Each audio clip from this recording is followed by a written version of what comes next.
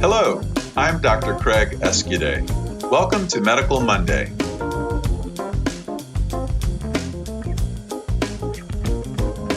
Thanks for joining us today.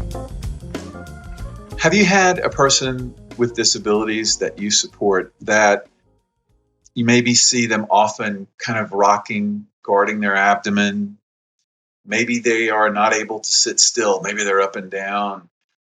Maybe they hit themselves in the stomach or curl up into a ball, pull their knees up to their chest. Maybe they become physically or verbally aggressive, really without any particular reason.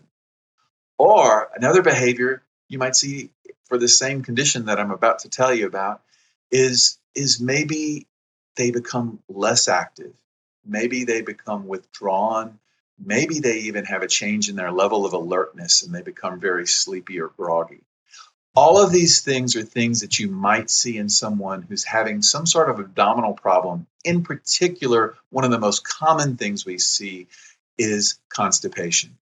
We've talked about constipation before as one of the fatal five, one of the big causes of preventable suffering and death. And yes, you can get a severe bowel obstruction that can lead to death from being severely constipated, severely impacted. So when we see these types of behaviors, in particular, I will say the thing that I see the most and the thing that I've had reported to me the most is, hey, doc, this person just isn't acting right. They're just not their normal self.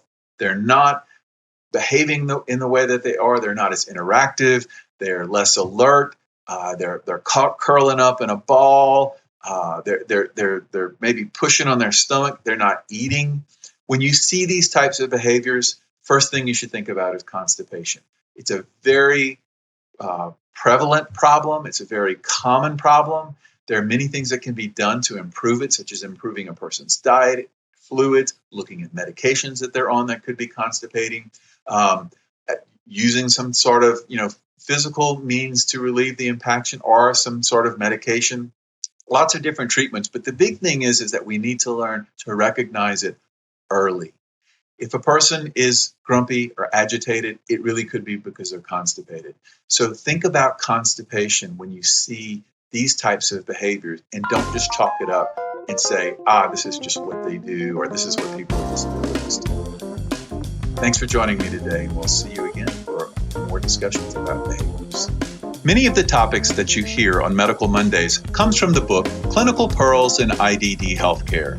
It's a great resource guide that provides helpful clinical information to anyone who provides support for people with intellectual and developmental disabilities. This includes family members, direct support professionals, nurses, physicians, and others who work in the field. You can find it at replacingrisk.com. That's replacingrisk.com in our store.